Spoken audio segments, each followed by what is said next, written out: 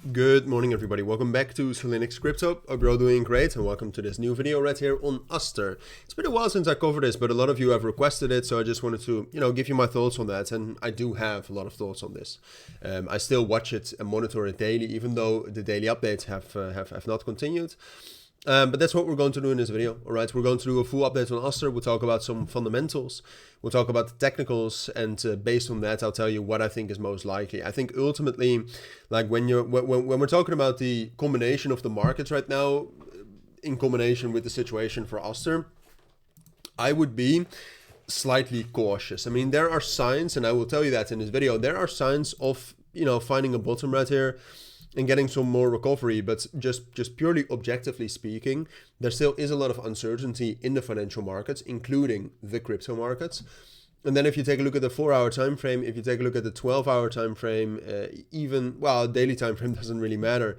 But we're in a downtrend on all of them for Aster, right? And then outside of that, one of the key reasons why Aster was pumping is the strength of the BNB ecosystem. And even though that can return, right, that's always a possibility, the BNB ecosystem at this point of time is not one of the strongest ecosystems, and also not one of the coins that's gaining the most momentum. It has momentum, but it doesn't have more momentum than Solana, for example, at least over the last couple of days, right? So fundamentally, I'm a little bit opposed against being bullish on Aster, but the technicals do kind of, at least, convince me of otherwise, right? So that's what I wanted to talk about. Now, first of all, when we talk about Aster, we don't have revenue data at this point of time. The TVL has decreased quite significantly. The TVL over the course of the last week has decreased from 2.4 billion to 1.85 billion. Still quite high. And then when we're talking about fees, you can see that the fees right here, which it's somewhat of revenue. You can see the fees have also dropped down significantly after the 5th of October. I think the data collection also changed after that. Maybe we should actually take a look at DEX trading volumes instead of fees. But here you can also see a bit of a drop off in fees, but that's still a lot, right? So fundamentally, I would argue Aster as a project is doing fine. The narrative it belongs to is doing, less fine.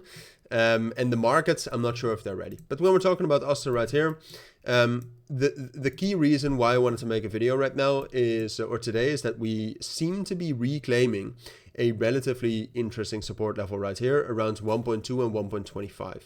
Now it's a bit of a tricky level, right? Because if you actually take a look at this key level, let me change it up. I think the correct way to actually see that, and the correct, like you can keep putting this up, but if we take a look at we talk about the most relevant key level, I would argue it's right here all the way up to 1.3 and 1.25. And what you can see right now is that we had a high volume bottom yesterday.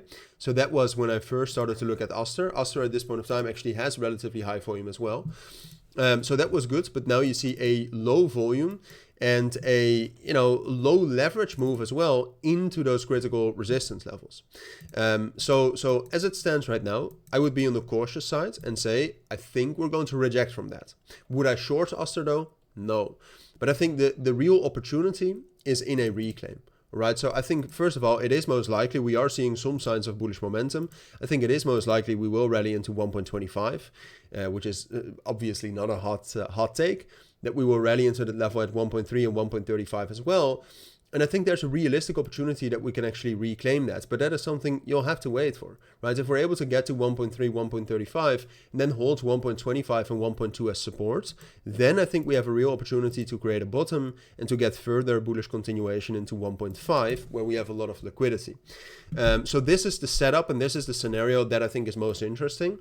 And like I said, if we can get to 1.3, 1.35 with volume, I would actually say this becomes most likely. And I think this has a 30% probability of happening now already.